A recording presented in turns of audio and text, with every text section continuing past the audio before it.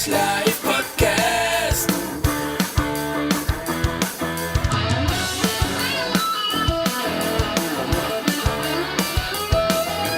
Oilerslive podcast.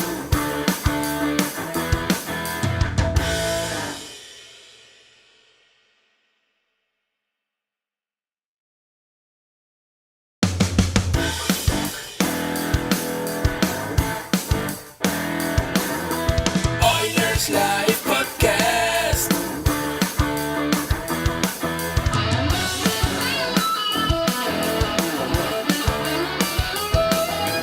Oilerslive podcast.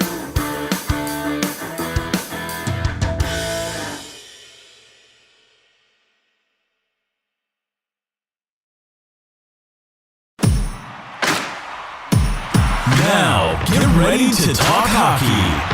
Streaming from the Oilers Live Studio. Subscribe or follow today.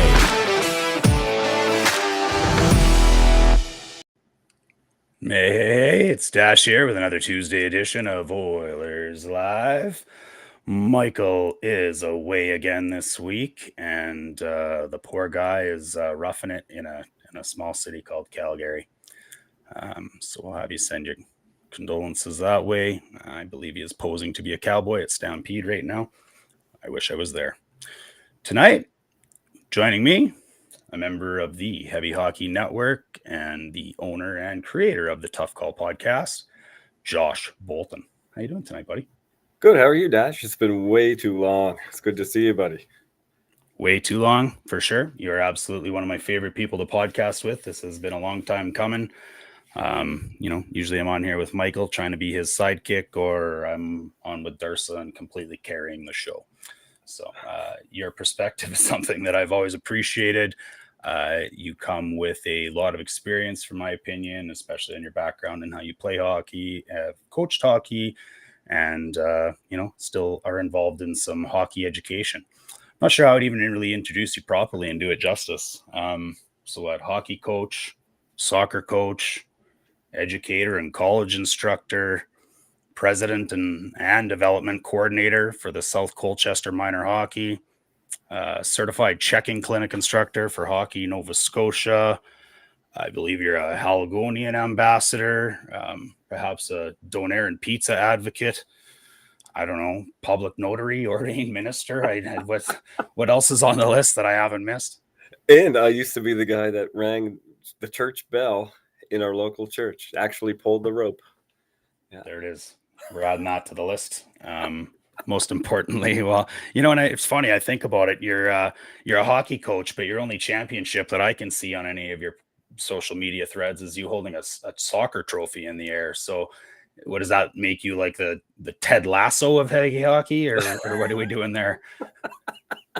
Yeah, I've been a bridesmaid quite a bit in hockey. I've had my fair share of championships too, but my biggest downfall is I don't shorten the bench. So in the championship game, I keep things real. I'm a 4-line coach right to the bitter end. I guess that's my downfall. Development means more to me than championships. Well, you and Bruce Cassidy, congratulations. Bunch of assholes. Most importantly to us at Heavy Hockey, my friend, you're a podcaster. You've got an amazing one. I think you've quadrupled or whatever's a bigger number than that on subscribers for us. So if you haven't had a chance, go to YouTube, check out at Tough Call podcast. Fantastic, riveting videos there. And not just any podcast, really. It's one that's graciously allowed you to be insulted, accused, called names, many of which have provided us a great deal of entertainment within our internal world famous heavy hockey thread. Any favorites of those podcast renames that you've been given? Oh boy, there's too many. There's a lot of t-shirts in production right now with some of those sayings on it. Maybe we should just leave them for the shirts when they get revealed, because there's too many to think about. I can't name all the there's sports I never heard of that people say I should watch besides hockey. The list just keeps getting longer and longer. Yeah, you need to watch more cricket. We could leave it for the t-shirts, or I could read the list that Surveyor Brett provided. Whatever. Weak call pod, soft call pod, trying to ruin hockey pod, the no clue pod, and And that was just 2 days ago. Yeah, Surveyor Brett's personal favorite, woke call pod. Yes. So congratulations on all of that, and thank you for providing that entertainment for us. This leads me to a two-part question. Can you explain the concept behind what you're doing at the Tough Call podcast? And the second part of the question, and please don't skip on any details, but why does half the internet hate you? Well, half the internet hates me because I am impartial. I'm unbiased. So on any given night, there's been a hit in the first period, and I'll say why it was clean or dirty one way, and that half of the fan base will hate me. And then by the third period, something will happen, and I'll defend that team, and all of a sudden, both sides hate me. I'm somehow biased for both teams in the same game or in the same series. So that's why the internet hates me, because I don't wear any colors. I take the names out of the jerseys. I take the logo off, and I just look at the play. And I look at, is this good for hockey or is it isn't? Whereas most of the people that argue with me are only worried about, is it good for their team or isn't it? So that's why most of the internet hates me. But how did it affect? They can't hate me forever because if you're going to come at me with insults, at least make them good. I want to hear some great chirps, and I've heard many over the years, and I applaud them. They're fantastic. But at the end of the day, the important role for me, I think, is to try and make the game safer for everybody. I want to keep all these players that we love to watch play. I want to keep them in the game. And to me, that's what my channel is all about. How can we have that? I do not want to get rid of any of that contact. As you know, I'm a big believer in body contact in hockey. It makes the game what it is. There should be thunderous contact, but you shouldn't have to go looking for it all the time. You shouldn't have to go out of your way to do it, because it happens so many times organically over the natural course of play. So I think players over time have realized that I see it, Kirk, that the players have realized over time that if they go looking for it too much, it takes them out of the play, and now they can't do their job properly. So we have seen a decline in sort of the aggression, where that's why people are saying we're going to lose the identity of hockey altogether, but we're not. There was more open ice hitting this season than there has been in the games in the early 2000s. Like, there's been a lot of body contact, a lot of open ice hits. The only difference now is people say I'm soft. Everyone is soft because every time there's a big hit, they want big hits, and they say I want to take hitting out of the game. But every time there's a big hit, they want to fight. They say, how come nobody did anything about that?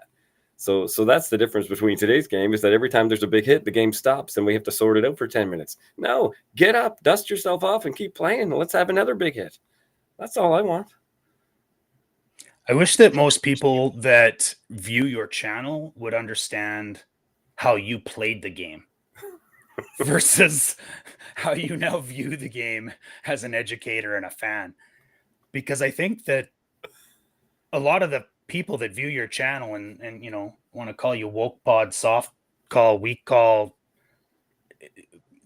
you'd probably have two-handed them across the back of the legs on the ice and not thinking twice about it and taken one of your own 20-game suspensions and laughed about it in the media. So, if I always kind of laughed when I see those comments, and I'm sure those guys think you've never played hockey with some of the ways that you put those things, but that's what people think. Yeah. So entertaining. People have to realize that as a player, what I would do is completely different than what I would do as the head of player safety. I guess the difference between me and someone else is if I sucker punch a guy or slash him in the back or cross check him in the face, I might think it's worth it to do, but I'm going to go to the box and take my penalty. Whereas people today think they should just get away with it. They shouldn't have any consequences, and that's the difference. If I'm going to, there's a conspiracy against the team that you play for. Well, exactly right. Just saying. Yeah. Well, we got an example. There's a QR code up on the screen. If you're listening and not watching, there's just go to the YouTube at Tough Call Podcast channel. The latest one is a pure example of exactly what you're doing here. You have narrated a video on the Dillingham hit on Hervonen, sorry? Yeah. From the Toronto Prospects camp. I've watched the video. You created the video. You've clearly watched it. For those of you that haven't seen it, give it a scan, or if you're a huge hockey fan, you've probably already had a look. The premise of the video is that Herbonen just absolutely got plastered with his head down, in my opinion. Do you want to explain where you were coming from and why you made the video? I made the video because here's an example of why people hate me, because they think they got me figured out. They're the ones that want hitting out of the game and they want to tone down the violence, and that's great. But then a play like this happens and they expect me to be on the side of people saying that shouldn't happen in development camp. You shouldn't be taking out a top prospect in a practice game. And I'm thinking, why the hell not? He didn't do anything wrong. He didn't go out of his way to do it. He was just playing defense. That's what defenders do. It's not like he took 7 strides or he reached out and drove his elbow up or anything. All he did was put himself in a lane and say, hey, I dare you to try and get past me. And Hervin just skated right into the wall and hit himself, basically. That's what my video says. If a player's going out of their way and being greasy and trying to headhunt, that's what we don't want. But I don't care if it's a development game, a preseason game, you have to expect this type of physicality, because the defender doesn't have any other option other than to make contact in this scenario, unless he just forfeits the play completely. And I don't want to see that at any level. That's what makes the All-Star game a little bit boring, is because it loses the essence of hockey. You don't have that physicality element. Same thing with development camp. If you want someone to develop, you might as well practice like you play. That's the way I look at it. Well, that might have been my voice that you were imitating earlier, Josh, because you can't make that hit in development camp. I'm serious. You can't. Like, you're the best way to develop is to make that hit. The best way to develop is not to give that kid a concussion. He's not developing. That is not the best way to develop. That's like David Musil absolutely taking a run at Connor McDavid in 2015 camp. Like, you're not going to make the team anyways. There's slots already predetermined 99% of the time, and you're doing this. I understand you can't give up the blue line. I understand you got to close your gap. I understand that's a clean hit. But I don't think you're being a good teammate by taking advantage of somebody who's on your team in a vulnerable position. That's not a Winnipeg Jet. That's not an Ottawa Senator. That guy's on his team, Josh. When I explain this to people, and when I teach checking clinics, probably people think I put everybody in these giant, those sumo big pads. And I say, you're only supposed to hit gently and only if you get the puck first and all that. No, the way I always explain it is, when I was playing Major Midget, and we were going to Atlantics, and we had a little practice before the tournament. They gave us one ice time to get prepared. And the other coaches were kind of watching us from all the other teams. And they started talking to our coaches and saying, how did your team get so far? They hate each other. Like, well, they hate each other. How did they get anywhere being a team like that? And he said, what are you talking about? And it's because we were pounding the crap out of each other. And it was just preparing. It'd be like saying that someone can't make a pass, can't pick up a pass, so you always pass it to them softly so that they can get it. Well, they're always going to get it in the practice, but they're not going to learn how to pick up a hard pass unless you really fire it at them and make them miss it a few times, so they really figure it out. Now, again, I wouldn't expect this player to take 2 strides, step up, and lunge up. But I don't have any problem with the player pivoting and gliding across over and not changing his path of travel really at all, and having that contact happen as a result of the decision that Hervarnen made. I don't want him to step up and lunge out and drive up and do a Trouba, but I don't mind the fact that he allowed that contact to happen. That's the difference to me. I would just say that more prospect games like this, and at least in my experience from what I've seen, resemble more of the All-Star game that you mentioned than, the semifinal of the Memorial Cup. Like, it was, I get it. And that, your hockey muscle memory kicks in, and that's when you pinch, his head is down. He's admiring whatever he's admiring. I'm not in his head. In fact, after that physical reaction, I don't want to be in his head. Row. But, and nobody likes seeing that, obviously, right? I mean, it reminded me of the Tavares accident, with Corey Perry when he came. Like, there's just, nobody wants to see that on the ice. And this was similar for me. I guess, this is what you do, and this is how you often create diversity on your on your website, and here we are. We're arguing about it. So let's shift off of that and move into another article that we're going to talk about today. It's from our own Spencer at Heavy Hockey, and he outlined some of the results and highlights that he noticed from the Billy Moore's Cup. And there's not a lot to say out of this other than I think it's just worth a read. Some people follow the offseason really closely. I try to.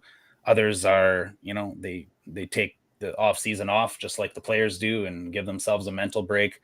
That all said, I think it's nice to see some of his breakdowns. Nice to see Xavier Bourgault seeming to continue to excel and take advantage of the skills that he has, his skating and his edge work. I'd like to point out that I loved seeing that Matya Petrov continues to develop. I've mentioned it on prior shows. I don't know whether you listen or not on your way into work, Josh, but I think some people do. There's about 5 or 6 of them. And I've mentioned before that I had lunch with an NHL scout that's a friend of mine, and he actually told me in that conversation it was about we were talking about Gruby, but and how great of a player he thought he was, and how that was an awesome trade for us and a great acquisition for us. But he actually said that Matya Petrov is phenomenal, and if he continues on the path that he's on, he might end up being one of the biggest steals in Edmonton Oilers history, which is something to say. But a 6th round pick with that type of potential. Anything jump out at you after reading that? Well, I loved this article, and I'll tell you why. Because in the off season, I'm just a fan. I depend on this kind of article for my information, right? So I'm not following the prospects. All I want to read is that article telling me whether they're coming along or whether they aren't, and I'm taking his word for it. And I'm trying to read other sources and just see what are they saying about them, because I'm not watching these kids. I just want to follow this network for this reason and listen to these types of shows to get that information. I can break down plays and talk about bench management, and I have some fun with the tactics and the philosophical side of the game. But in terms of the stats and the prospects and all that stuff, I depend on the other people of our network. That's what makes us so great as a group. And so that's what this article was for me. It's like, oh, how are our prospects doing? I better find out. So I'm reading this article, and it all sounds great to me. I'm excited for the future of this hockey club, and that's the main takeaway from that article for me. Yeah, I think our depth's getting a little thin. In all honesty, right? I think in a win now situation or win now mode like the Edmonton Oilers are, we've traded off a few of those assets, right? I mean, we trading Russian for Russian and then losing Costin, and then trading Schaefer out in the Ekholm deal, and as well as a 1st round pick. I think this is the the second time in Edmonton Oilers history that we didn't have a 1st round pick going into the draft. So it's not a very common occurrence for our club. Let's pivot on that. You're an X and O's guy. You like to jump into, the coaching discussions and whatnot. There's an article that I've posted another QR code for. It's for our good friend Alan Mitchell, Low Tide, that writes for the Oilers and the Athletic. And this is out there a little bit in the media as well. There's been a few people talking about it, and it's dumbfounding to me. But there's actually a lot of critics out there for Woodcroft that already feel like he could potentially lose his job, or that he should have lost his job for some of the decisions he made in the Vegas series.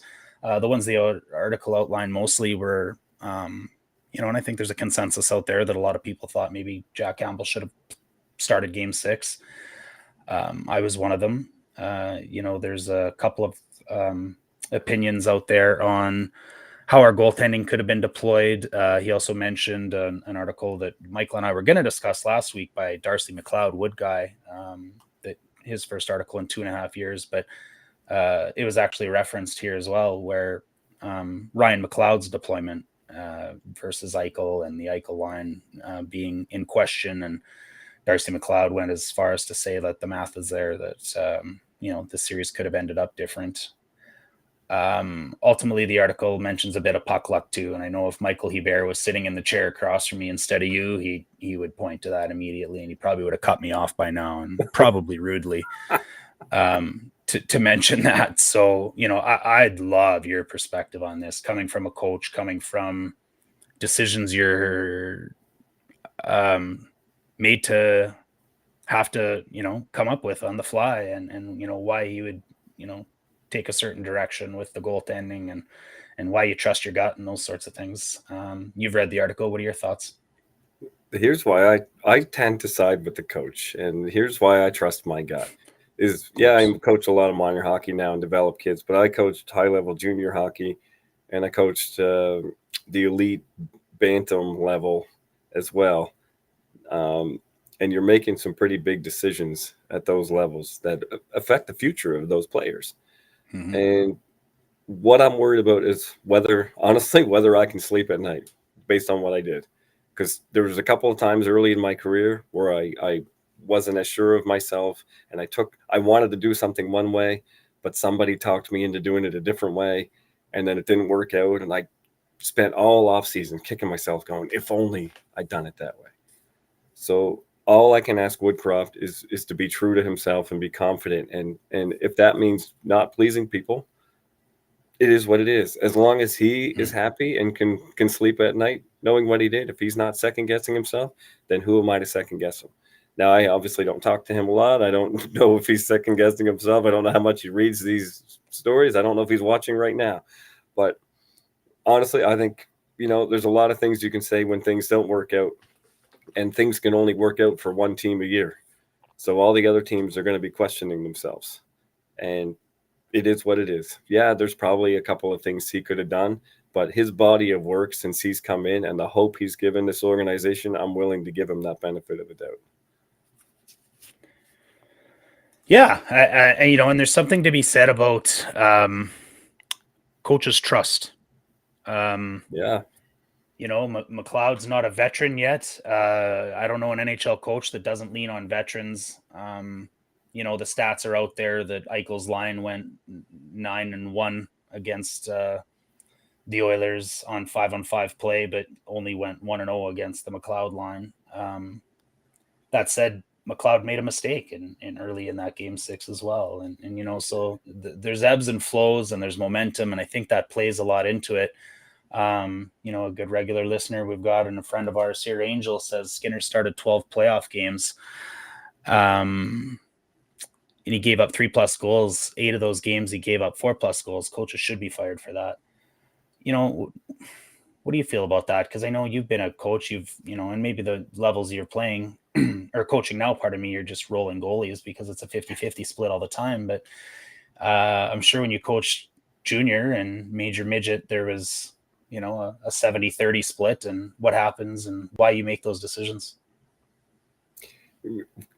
For goaltenders, confidence. Yeah, clearly Woodcroft thought Skinner was his guy, right? I mean, that's where his trust was, and that's what he was doing. It's right now. I don't think I've actually coached a team in the last 3 years that's had more than one goalie on it. So I've never had to make these big decisions for the last 3 or 4 years. But when I was in junior, obviously coaching, I had some pretty good goalies. But it was hard to keep them engaged in the season and deploy them. I'm looking back, I was a young coach. Were there things I might have done differently? Maybe. But we had kind of a Grant Fuhrer kind of goalie where he'd let up 5 or 6. But if he came to the bench and said, that's it, I'm not letting in the 7th, just get me a goal and I'll keep you in it. And he would be true to his word. He would never give that 7th one up, whatever it was in those situations. And we had a clear number 1 year. And we had what should have been a clear number 2 that was playing very well. And the number 1 was kind of shaky. It was an elimination game. He wasn't playing very well the first period. So I pulled him early and just let him digest things for a bit. And I put my number 2 in, obviously. And I was fully intending on going back with him later in the game. And I actually announced that I was going to put him back in. And he pulled me aside and said, no, I don't want to go. What do you do? I'm not saying that's what these goalies are saying. I'm sure they always want to play, but you get a sense with these goalies in the moment. Who are you going to have? There's always those questions on Twitter. 1 game, 1 goalie, 1 period. Who do you got? And that's the kind of decision the coach has to make, and we're not Yeah. all in the room hearing it. It's easy to say they gave up this, they gave up that. There's percentage wise, there's probably a good case to say that Campbell should have started more. But Herb Brooks, that team should beat us 9 out of 10 times, but tonight is Right. the one, right? And it Right. works out that way. You take your chances sometimes. I don't know. I mean, for me, I think that series just pivoted on a dime. There was 90 seconds where we got blown up. There was the phantom hook on Broberg, and everything just snowballed, really. And I think, that's, I hate to agree with Michael, but there's some puck luck involved in that. And, Absolutely. And how about the Vegas goalie situation? I mean, they lucked into the choice was made for them, and then that guy rides them all the way to the cup. Like, how do you compete with that? Aiden Hill steals them some games. Skinner didn't steal us any games, but at the end of the day, I don't think Skinner played any differently than the team played in front of him. He really went with the team. When the team played well, he played well. When the team played poorly, he played poorly. So, we all know in the playoffs, you need your goaltender to steal some games and potentially win you a series. I believe he did just fine for a rookie in that situation, and going where he did. I believe he'll learn a lot from it, and I'm really curious to see where he can take us at the end of this season.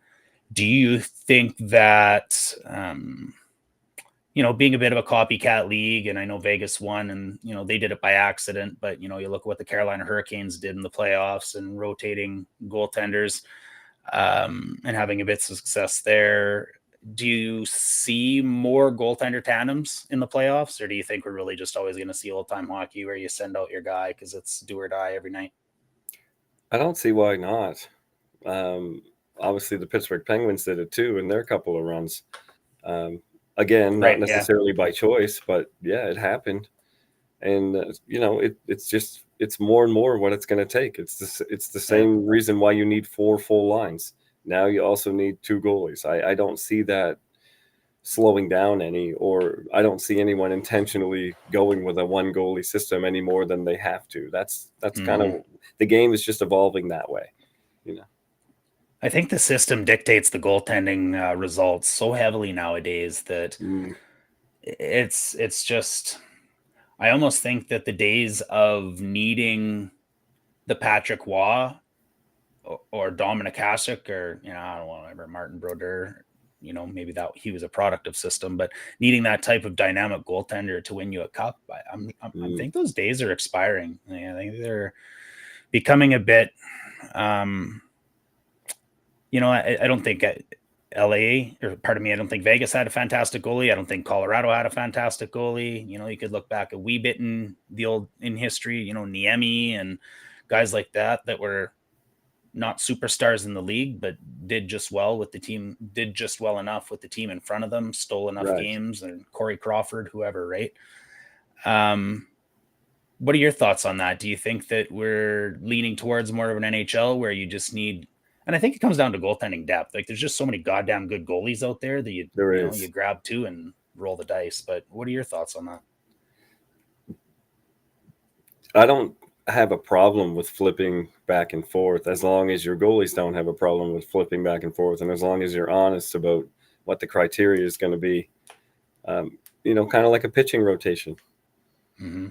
Sometimes if it's someone's turn to start, but you might take the ball out of Ricky Vaughn's hand and put it in. I couldn't not say that reference. That's the greatest sports movie of all time, Major League.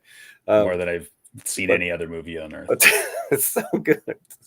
But I feel like it's something that you should, as long as you can manage it properly with your goalies and everyone's happy about it, then I don't see any reason why they can't work together. Nice fucking catch, Josh. Don't ever do it again. I think that we're going to see that trend. I really do think that, you talked about the pitching rotation. Well, in Major League playoffs, they don't go down to a 2-man rotation in the first round. Right? Like, I don't know. It's a little bit of dance with who brought you. And if a rotation brought you to the dance, then there's a lot of argument in my sake to be said about continuing that rotation during the dance. So It'll be interesting, right? I think obviously the season will dictate which one of Campbell or Skinner has the trust, but fair to say that it's probably a coin flip again for who's going to start this year. Yeah, and again, like someone's saying like flipping works in the regular season. What happens in the playoffs? Angel again. What happens in the playoffs? Who knows? Yeah. We don't even know who's going to be the starter at Christmas time. Like any one of these goalies, it's not like I've lost complete faith in any one of them or whatever. Like I'm very happy with our goaltending going into the year. I think either one of them is fully capable of stepping up and being the guy if you want them to be. And if you have two guys that are the guy, then you have the tandem. It's why would you leave one of them on the bench for too long if you had both of them going? And like goalies are mental voodoo at the best of times. So, I've highlighted Angel's comment here, and at the end of the game, at the end, Skinner gave up the cheeks, and Campbell got pucks out when it counted. Here's the thing: Campbell didn't get the start. Campbell didn't have the only pressure he saw was saving their season, which I believe he did that one game. But that's coming in relief. Like you don't start Mariano Rivera in Game 7 of the playoffs for the Yankees. Like it's not what you did with Mariano Rivera the entire season. Why would you do that now? So, I'll agree to disagree with you, Angel, and respectfully so. But I think just because those stats happen the way they happen doesn't mean that that's the way it would have happened if you roll Campbell out every second game of the playoffs. So, anything else to add before we move on to the next one? No. Well done. All right. So this will be less fun with you than it would have been with, say, Michael or our good buddy Jeff Aid, the heavy hockey outsider insider, because he's the only non-Oilers fan of the group.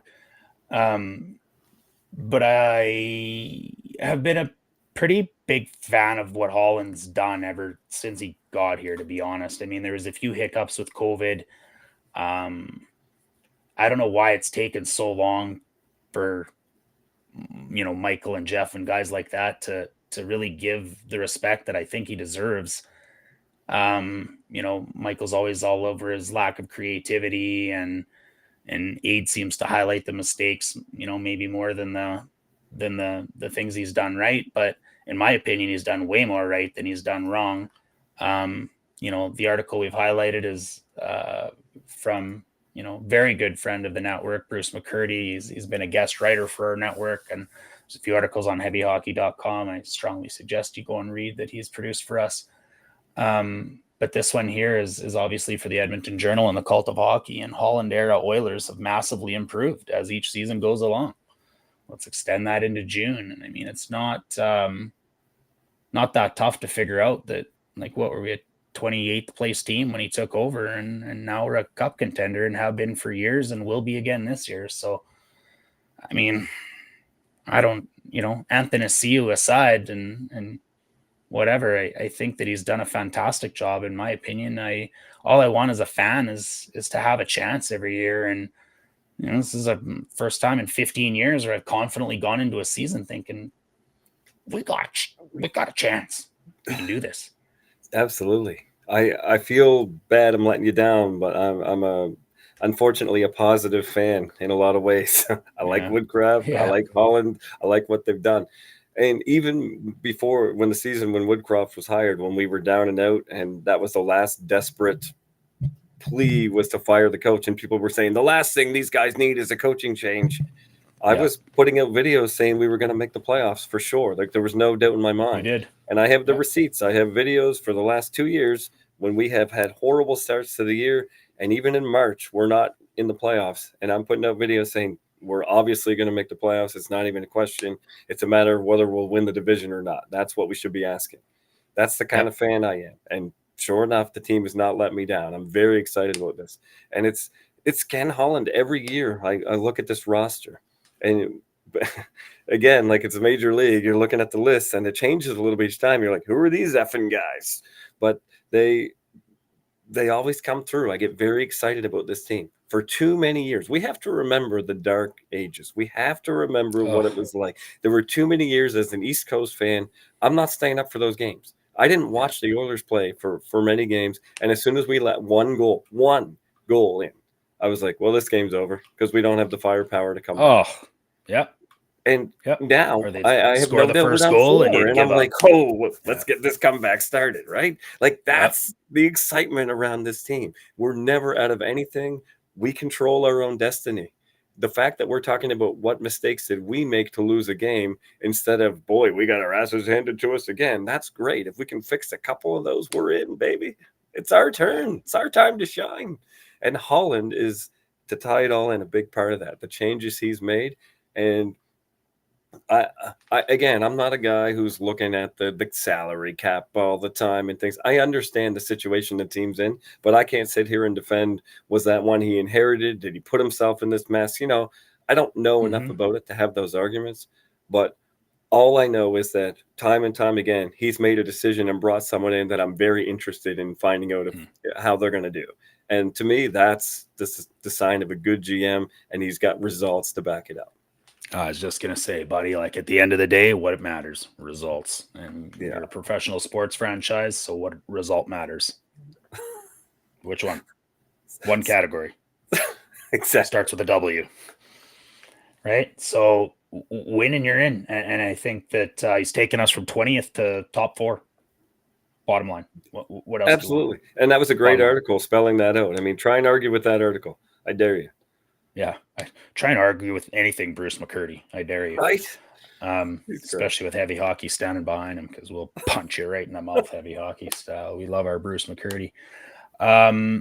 Let's use punching in the mouth as a segue. Milan Lucic has opened up. You just rattled my screen with that one. Oh, sorry. I thought there was bomb. another.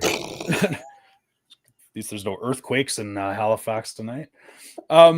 All right. So look, thanks for your opinion, Milan.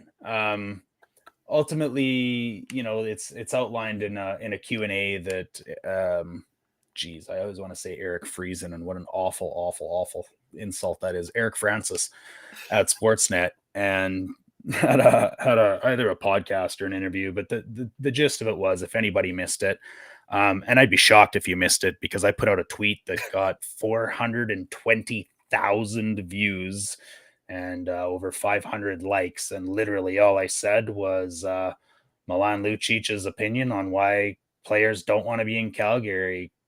And if you want to figure out what those reasons are, you can just read the ticker on the bottom of our screen there. And if you're listening at home, then it's, he thinks it's a small city. There's not a lot of extracurricular activity. It's cold in the winter. The arena sucks. The travel's hard. Anybody looking for a good time, go find my tweet at Dash in the Park on that. There is some, the replies are in the hundreds. It is absolutely hilarious to read what some people, go jump on your private jet and cry about it from, to they deserve it because Calgary's a shithole. Where do you lie in that range, Mr. Boulton? You're on the range somewhere, I'm on the range somewhere. Look, the thing that I reacted to most was that people were accusing these millionaire babies of, you should just be happy you're playing anywhere and this and that. Well, right. Have you ever watched an episode of House Hunters International? Those people always want city center. Find me a place, city center, close to the beach, small commute to work. I don't want to drive too far. I just want to have everything around me, right in my living room. I want to be able to walk everywhere, including to work. Why are these millionaires who have more opportunities than anyone else and have access to some of the greatest cities in the world? Why wouldn't they?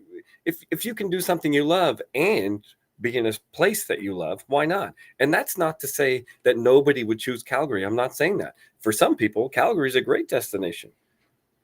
But he's just being honest about how players feel when they play there. You can't help how you feel when you're somewhere. There's places that people love that I don't want to be. Right. It's just a personal taste. And if I have things that I like to do, like go to the theater or watch Broadway or things like that, I'm not going to get that in Calgary. And, these people have to worry about, it's not just their job, it's their family life, and everything has to change and go there. And, they have to keep everybody around them happy. It's hard enough playing in a small town where the only thing is hockey, and now you're the focus. And now if you're not in a good mental frame of mind, how are you supposed to perform there? If you're not enjoying your life and the only thing you have there is hockey, and that's not even going well, how could you possibly have fun in that city? I think someone mentioned it and you were right. Like if they were winning, probably a different story. You know what I mean? Bingo. But I'll just leave it at that, I guess.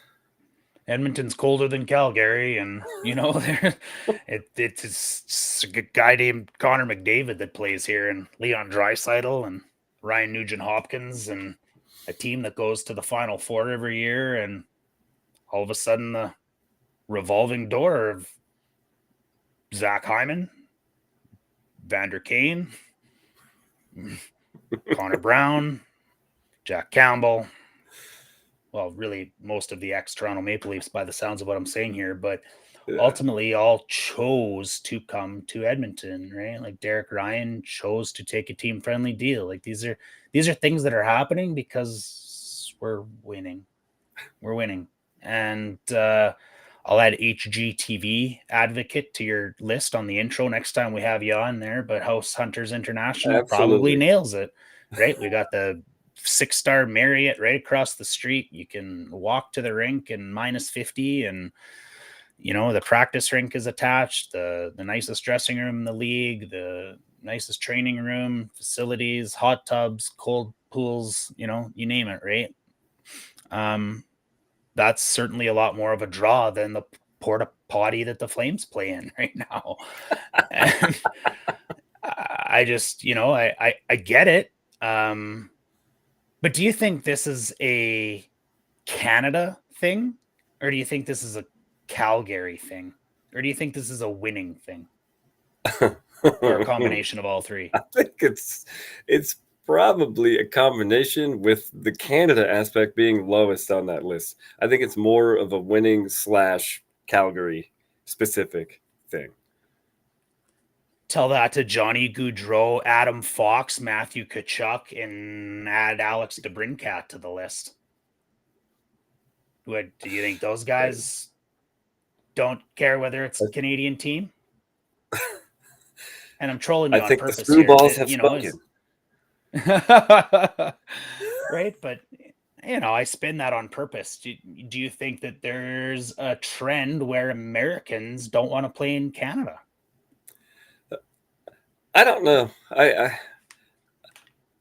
I can't imagine why not, but I'm positive. I love Canada. I'm a Canadian. I have Canada in my blood. I'm very proud to be in Canada. I've been to the States. I've been to some really nice places in the States, but I always want to come back to Canada. I just love it here. I don't know anything about different state taxes and all that stuff. What I do know is that when I come to Canada, I feel at peace, and I love Canada. I could go many different places in Canada and feel probably the same way.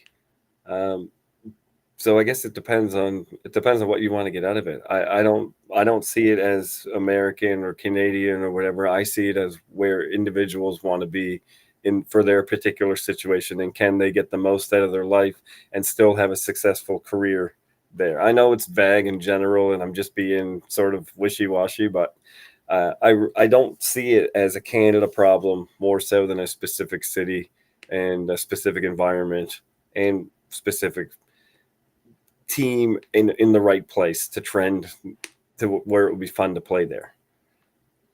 Yeah, that's probably fair. I think there's an argument to be made that Canadians and certain Europeans don't mind playing in Canada, and maybe Americans just like playing in the US because that's what Americans like. I do think there's a component of the experience with COVID in Canada having a huge effect on, I think a lot of the American guys that were living up here under a lot stricter conditions, in a more secure lock and key, and watching and talking and listening to all their friends back home, missing out on a year and a half of their life. I do really think that there's a bit of a component to that's still lingering. That's a great point, Tash. But at the same time, it does feel like a bit of a trend, whether the Americans defecting Calgary is the start of that or what, who knows. Interesting to get an opinion from Angel, who lives in LA. I'm an American, and I would say yes, and he's stereotyping, but most Canadians believe they're better at hockey, so Americans get it worse up there.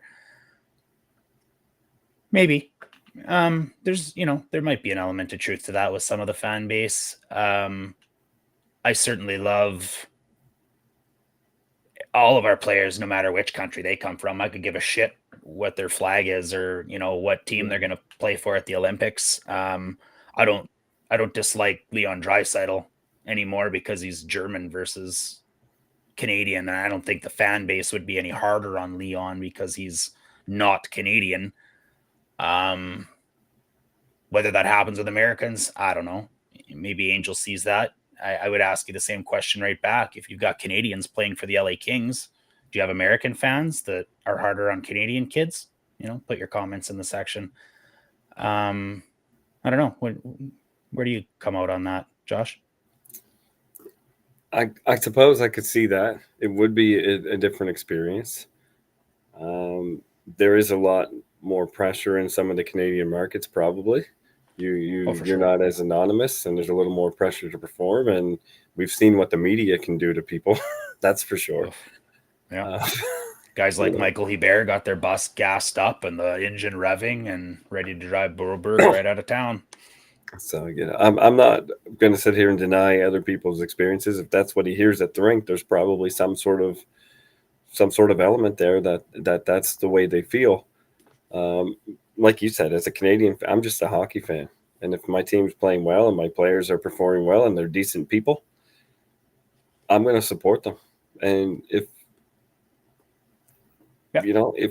that's too much for them in certain markets, if they're not getting the same treatment from Canadians, then, I feel bad about that. And it's too bad because some of the players are missing out on some good opportunities up here is the way I look at it. Just for the sake of geography, I guess. Yeah. But at the same time, I understand why people have to do things that are best for them. So I guess that's right. where I'll leave it. Yeah, and there's been that, right? Trouba's wife and Goudreau's wife and their professions, and that was the best thing for them and the best place for them as a family. So, I'm not gonna come down on somebody for making the best decision for their family. I think I'll just leave it at that. That's the headlines we wanted to discuss today, buddy. We're creeping up on the 50-minute mark. Michael Hebert, the driving all the rules from the top of the ivory tower, has told us he'd double our pay if we can stay under an hour and be the only podcast in heavy hockey history to say they'll be under an hour and actually achieve it. So I'm going to try and tie this up a little bit. One more little general thought. I'm kind of curious on just what your overall thoughts on the offseason have been so far and some of the moves that we've been making and, how that all slots up and where you see the team headed. I got to say, I was really disappointed to see Costin go. That's probably the main takeaway for me from the offseason.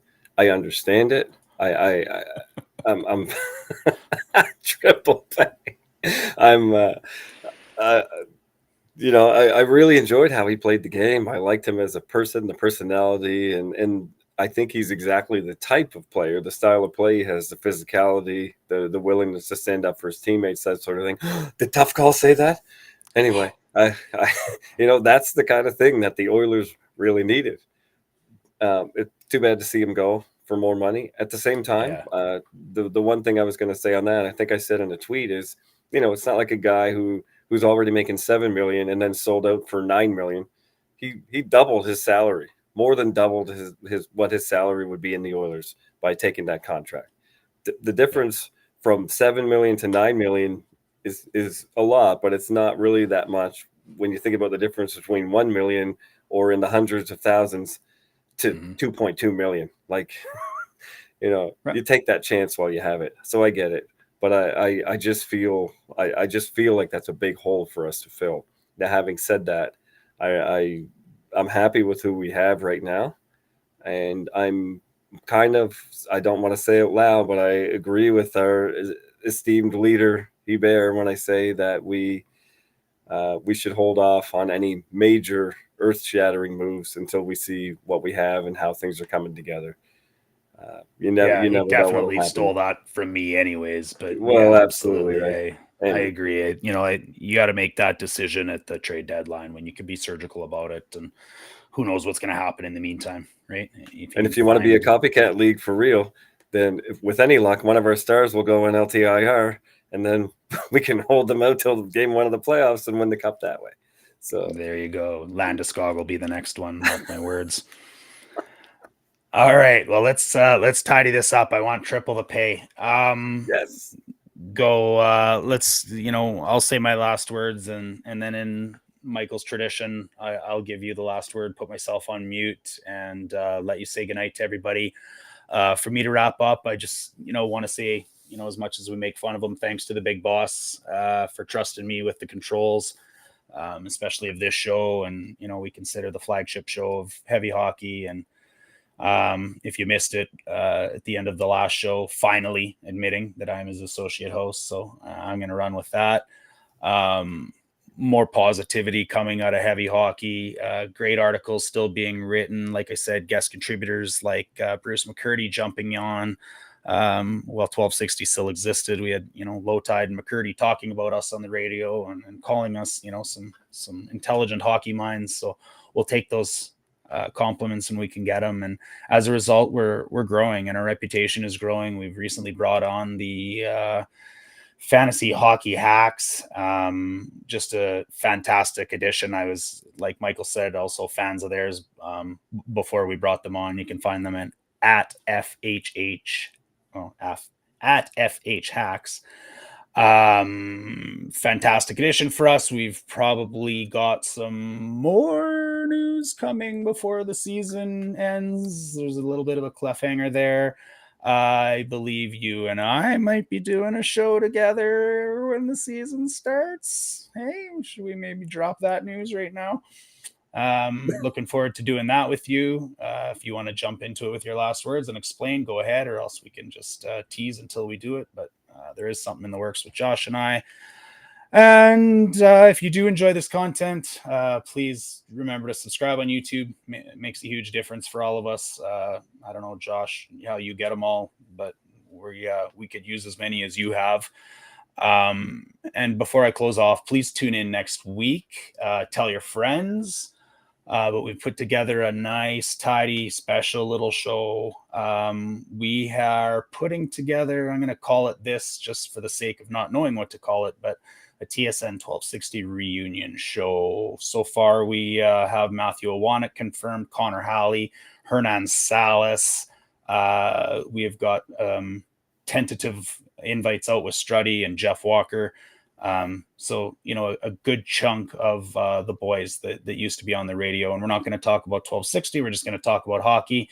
But if you're like me and you miss the hell out of hearing their voices every day, then you're going to want to make sure you tune in to hear them next week, Tuesday, 9 p.m. And with that, thanks, everybody. Thanks for tuning in. Appreciate hosting. This is a lot of fun. And Josh, always a great time with you. So why don't you see us off for the night and say goodnight when you're done. All right, man. Yeah, it's been so fun. I'm so excited to be back on the air with you. I'm really looking forward to what we have in store for the next season. This whole network has been something special to be a part of. I'm so grateful for this opportunity. And when you think about where we are and where it's going, and some of the names we're talking about and being involved in these conversations with, it's just surreal. And for me, like I said, I'm just a fan. A lot of the great content, the great articles that are being put up daily, and a lot of these shows, this is where I consume my information. This is where I get my updates, and then I react to that. So thank you guys for doing the work that you do and bringing what you bring to the network, because I can only bring what I bring, and together we make one fantastic journalist. You know what I mean? It's just a great network to be a part of.